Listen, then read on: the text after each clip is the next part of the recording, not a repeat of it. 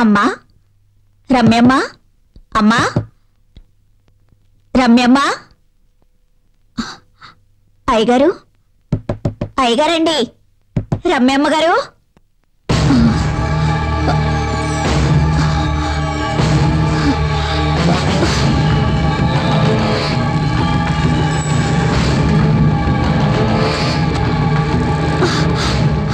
ఏమైంది? ఎందుకు కంగారు?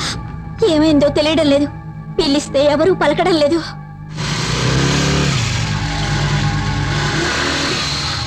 Hi, good morning. సారీ అండి, ఉదయాన్నే అన్నయ్య లేవడం లేట్ అయినందువల్ల పాలు తీసుకురావడం లేట్ అయింది. ఏంటి, ఏమైంది?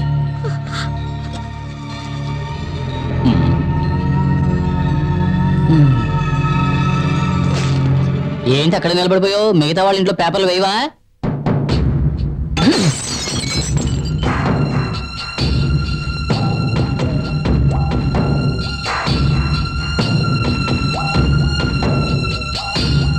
ఇక్కడ ఎవరు లేరేంటి?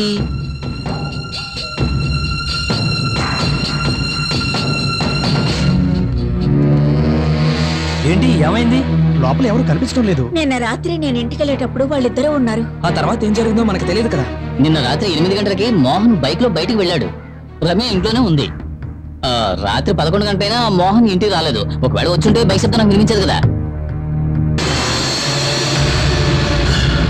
ఇక్కడ ఆడ మనిషి కాళ్ళు కనిపిస్తున్నాయి. నేల మీద పడుకుని ఉన్నారు. ఎక్కడ? ఎవరు కనిపించట్లేదే. కాస్త కింద నుంచి చూడండి, కనిపిస్తుంది. కనిపిస్తుందా? ఇప్పుడు కనబడుతుంది. తల కనబడలేదు, కాళ్ళు కనబడుతున్నాయి. అమ్మా రమ్యమ్మ, ఏం జరుగుతుందో, ఆవిడకి ఏమైందో ఏమిటో. ఇప్పుడు ఏం చేయాలో అర్థం కావట్లేదే. ప్రాణం ఉంది, కాళ్ళు కదలడం నేను చూశాను. అయ్యో దేవుడా.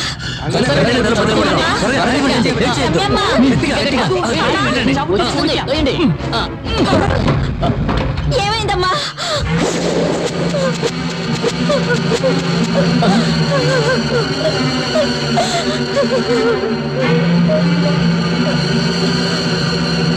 ప్రాణం పోయింది. దేవుడా, అమ్మగారిని తీసుకెళ్ళిపోయావు. నువ్వే కదా బ్రతుకుందని చెప్పావు. అయ్యో, నేను చూశాను. ఏం చూశారు? డ్రెస్ కదిలింది.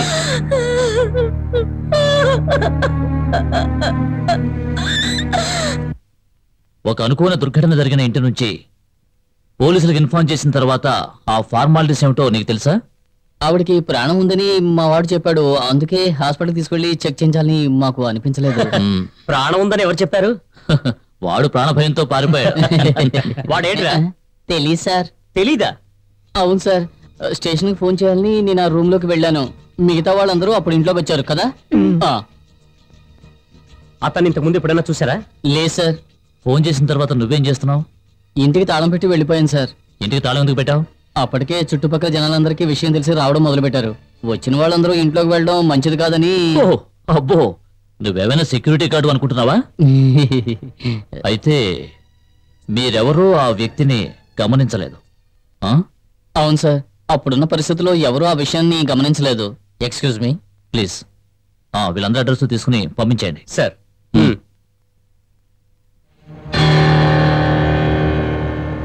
So what's your finding? తలుపుల మీద కిటికీల మీద ఇప్పుడు వెళ్ళిన ఆ 4 ఫింగర్ ప్రింట్స్ ఉన్నాయి. తేనెతో కలిపిన విషం బాటిల్ మీద చనిపోయిన ఆ అమ్మాయి ఫింగర్ ప్రింట్స్ మాత్రమే ఉన్నాయి. రూమ్ లో చాలా చోట్ల ఎవరివో ఫింగర్ ప్రింట్స్ ఉన్నాయి. మోస్ట్ ప్రాబబ్లీ ఆమె హస్బెండ్ అయి ఉండొచ్చు. What about him? Mister Mohan trace out చేశారా? లేదు సార్, మొబైల్ స్విచ్ ఆఫ్ చేసింది. అయితే ఆయన ఎక్కడికి వెళ్ళి ఉంటారో? ఎక్కడికి వెళ్ళారో తెలియట్లేదు సార్. పోస్ట్ మార్టం ఏర్పాట్లన్నీ పూర్తయ్యాయి. సార్, మిస్టర్ మోహన్ గారి ప్రింట్స్ ఆయన ఆఫీస్ లో ఉంటుందేమో. Sure, you can do that. Sir. Shall I leave now sir? Post mortem అయిన తర్వాత family members inform sir. You get the post mortem report and come to my office. We will discuss there. వీలైతే Mister Mohan ని direct గా కలవడానికి ప్రయత్నించండి. విషయం చెప్పినప్పుడు ఆయన ఫీలింగ్స్ ని గమనించండి. That's very important. సార్. నాకు విషయం తెలిసింది, కానీ ఇప్పటికీ నేను అది నమ్మలేకపోతున్నాను. మోహన్ ఇది ఎలా తట్టుకోగలడు? ఎస్పీని స్పాట్ కి డైరెక్ట్ గా వెళ్ళి ఎంక్వైరీ చేయమన్నాను and I'm waiting for his call. Sir, Mohan మీకు పర్సనల్ గా తెలుసా? తెలుసు, కానీ అతను ఎటువంటి తప్పు చేయడని నా నమ్మకం. మనిషి అన్నాక తప్పు చేయడం అనేది... అది కాదండి, మోహన్ మాత్రం అలాంటివాడు కాదు. He's a man of principles. నాకు 5 ఏళ్ల క్రితమే మోహన్ పరిచయం అయ్యాడు. అప్పుడే మేము రూలింగ్లోకి వచ్చాం. విశాఖ పరిసరాల్లో పేదలకి స్థలాలిద్దామనుకున్నాం. మా పార్టీలోనే కొందరు దాన్ని వ్యతిరేకించారు. మోహన్ వాళ్ళతో ఏకీభవించలేదు. దాని గురించి పెద్ద వివాదం అయింది. సొంత పార్టీలో గొడవల్ని రేకెత్తిస్తున్న ఇలాంటి వాళ్ళని బహిష్కరించాలి. సార్, 80 కుటుంబాలు అంటే ఉజ్జాయింపుగా 300 మంది జీవిస్తున్నారు. మారి మారి వస్తున్న రాజకీయ నాయకుల వాగ్దానాలే తప్ప వారికి మంచి చేసిన వారట ఎవరూ లేరు. వారి గురించి ఆలోచించింది లేదు. సార్, కూలి పని చేసుకుని జీవిస్తున్న కష్టజీవులు తలదాచుకోవడానికి వారికున్న ఏకైక ఆస్తి ఆ పూరి గుడిసెలు మాత్రమే.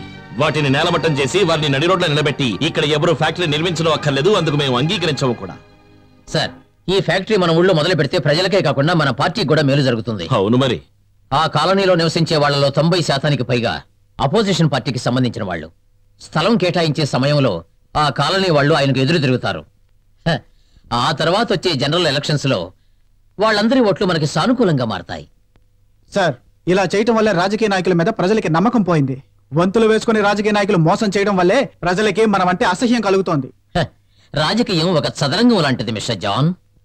మన తెలివితేటలతో ఎదుటి వాళ్ళను ఎలాగైనా దెబ్బతీయాలి. గెలిచేవాడిని వెన్నుపోటు పొడిచేవాడే రాజకీయ నాయకుడు. లేదు సార్, ఆ రోజులు మారిపోయాయి. ప్రజలిప్పుడు తెలివి మీరిపోయారు. మన రాష్ట్రంలోని ప్రజలకు స్వయం ఉపాధి కల్పిస్తామంటూ కళ్ళబొల్లి మాటలు చెప్పి వారిని దోచుకుంటున్న విషయం అందరికీ తెలిసిపోయింది. స్వలాభాల కోసం కొత్త పార్టీలను సృష్టించి నీతి తప్పి నడుస్తున్న రాజకీయ నాయకుల్ని జనం తరిమి కొడుతున్నారు. అది మనం గుర్తుంచుకోవాలి. జనాన్ని మరచి మనం ప్రవర్తిస్తే వాళ్ళు ప్రతిఘటిస్తారు, ప్రతీకారం తీర్చుకుంటారు. ఆ సంఘటన జరిగిన తరువాత మోహన్ కుమార్కి శ్యామిలికి మధ్య విభేదాలు తలెత్తాయి. జరిగిన జనరల్ ఎలక్షన్లో మోహన్ కుమారు నామినేట్ అయ్యాడు. ఆ సమయంలో మోహన్ తీసుకున్న నిర్ణయం నా మనసుని హత్తుకుంది. వద్దు సార్, నాకు ఈ సీటు వద్దు. మోహన్, ఏమిటసలు నీ మొండితనం? ఒక్కొక్కరు సీటు సంపాదించడం కోసం ఎన్నో అడ్డమైన పనులు చేస్తున్నారు. వాళ్ళ స్వార్థం కోసం పార్టీని రెండుగా చీల్చేస్తున్నారు. ఒక ఎమ్మెల్యేగా ఉన్న నన్ను మంత్రిని చేస్తానన్నందుకు నాకు సంతోషంగానే ఉంది. కానీ నాకంటే సీనియారిటీ అర్హత ఉన్నవాడు పార్టీలో ఉంటుండగా నాకే సీట్ ఇవ్వడం అంత మంచిది కాదు సార్. ఇంతకు నువ్వు అనేది ఎవరి గురించి? ఇబ్రహీం సార్. పార్టీ కోసం అహర్నిశలు పాటుపడుతున్న ఆ మంచి వ్యక్తిని మనం విస్మరించకూడదు సార్. నీలాంటి వాడు ఉండటం మా పార్టీకి గర్వకారణం. నువ్వు live example. I'm proud of you. Mohan సత్ప్రవర్తనతో ఇబ్రహీం గారు చాలా సంతోషపడ్డారు. ఆ తర్వాత 2 నెలల్లో మోహన్కి పెళ్ళయింది. ఈ మధ్యన ఇబ్రహీం గారు హార్ట్ అటాక్తో చనిపోవటం వల్ల ఆ పోస్టుకి తగిన వారు ఎవరని అందరం ఆలోచించాం. పార్టీలో కొంతమంది వ్యతిరేకతను తెలియజేసినా మోహన్కి ఆ స్థానాన్ని ఇవ్వాలని మేము నిర్ణయించాం. అప్పుడు బై ఎలక్షన్స్లో మోహన్ నిలబడ్డాడు. అతన్నిప్పుడు నేరస్తుడని చెప్తున్నారు. I can't believe this.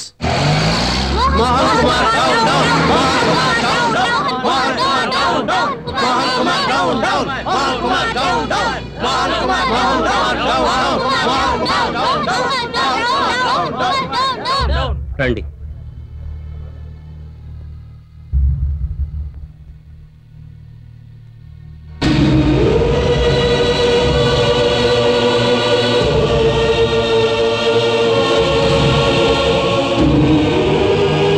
ఎవరైనా హాస్పిటల్.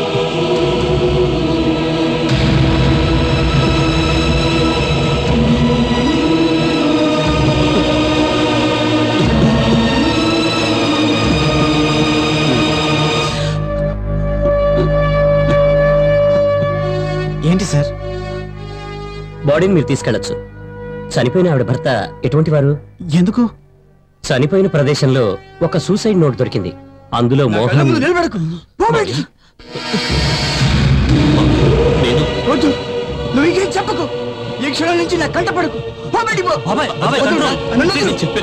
నా కూతురు కంటి పాపలా చూస్తున్నాడు. దాన్ని చంపేశావు కదరా. నా కంటి ముందు నిలబడకు. పోరా. బయటికి పో. అది గట్టిగా ఉంది. అరే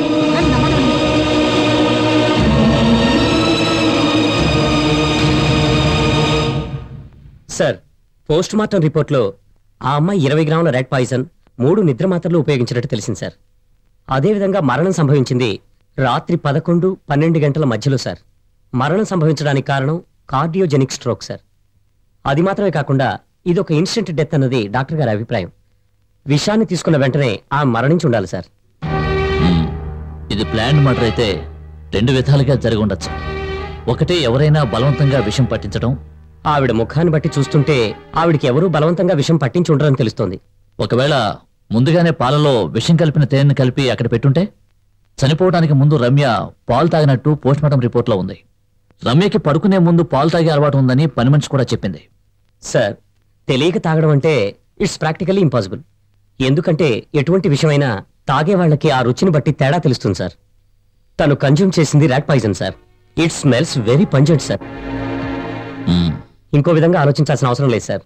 ఇది ఒక ఆత్మహత్య అని మనకు క్లియర్గా తెలుస్తోంది. ఎందుకంటే తను లోపల తాళం వేసుకుంది. అది మాత్రమే కాకుండా సూసైడ్ నోట్లో hand writing Ramya hand writing అని కన్ఫర్మ్ అయింది. Now come to the real question. Why? ఎందుకు అలా చేసింది? దాని గురించి మిస్టర్ మోహన్ గారిని అడగాలి సార్.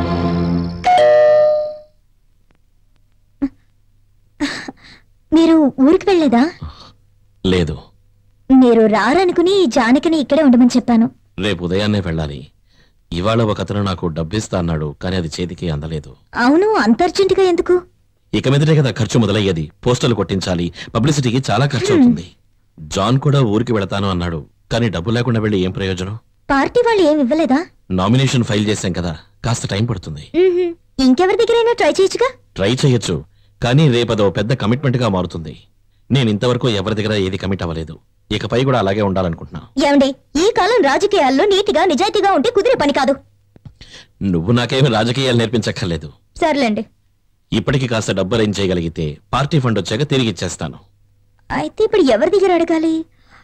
నాన్న దగ్గర అడిగితే? అదేం వద్దులే. ఏ, మా నాన్న ఇచ్చేది డబ్బు కాదా?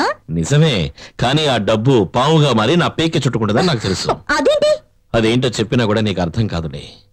ఎందుకంటే మీ నాన్న వక్రబుద్ధిని అర్థం చేసుకునేంతక నీకు ఇంకా తెలివి పెరగలేదు. మీరెప్పుడు మా నాన్నని తప్పు పడుతూ ఉంటారు, అది నాకు అసలు నచ్చదు. అందుకే మీ నాన్నని అడగద్దు అన్నాను. నువ్వు మాత్రం మనసు పెడితే ఈ సమస్య తీరిపోతుంది. ఎలాగా? నీ బంగారం తాకట్టు పెట్టడానికి ఇస్తే చాలు. ఓహో, అయితే మీ మనసులో ఉద్దేశం అదనమాట. మీరు ఏమనుకున్నా సరే నాకు బాధ లేదు. నేను మాత్రం నా బంగారాన్ని ఇవ్వను. నీకు నా మీద నమ్మకం లేదా? ఎలా నమ్మమంటారు? నెల రోజుల్లో తిరిగిస్తానని చెప్పి నా అకౌంట్ లోంచి 2 లక్షల రూపాయలు తీసుకోలేదు, ఇంతవరకు తిరిగి ఇవ్వలేదు. 3 సంవత్సరాలైంది.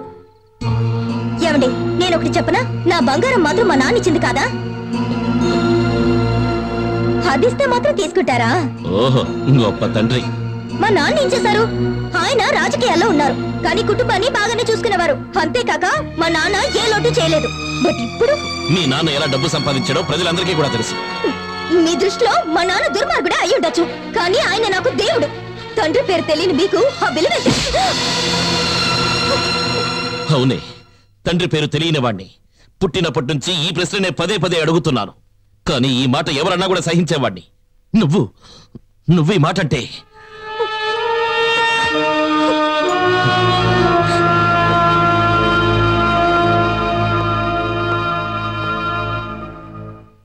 Mister Mohan, you are under arrest.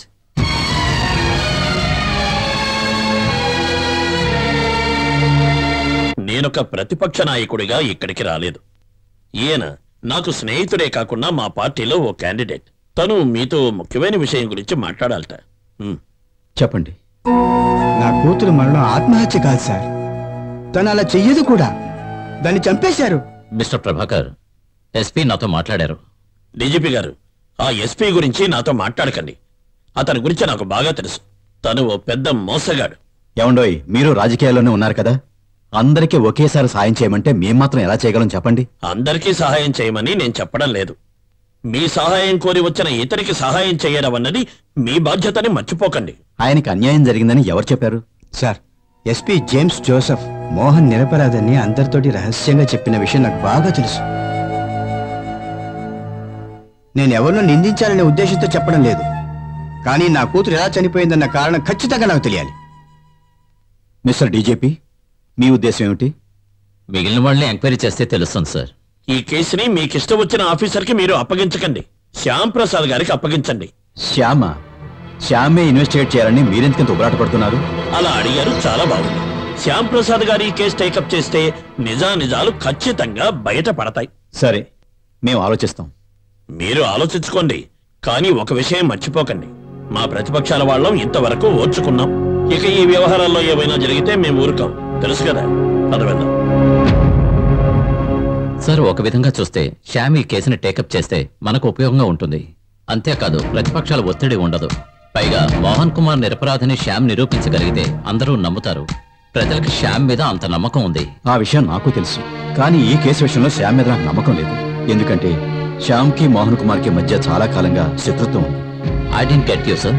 ఓ, మీరు ఇప్పుడే ట్రాన్స్ఫర్ అయ్యారు కదా. ఇది అందరికీ తెలిసిన విషయమే. శ్యామ్ తండ్రికి పెళ్లికి ముందు మరో స్త్రీకి పుట్టినవాడే ఈ మోహన్ కుమార్. అందుకే శ్యామ్కి అతని తల్లికి కూడా మోహన్ అంటే అస్సలు పడదు. కుటుంబంలో గొడవలు చెలరేగి శ్యామ్ తండ్రి ఆత్మహత్య చేసుకున్నాడు. ఆ తర్వాత శ్యామ్ తల్లి కూడా ఎక్కువ కాలం బతకలేదు.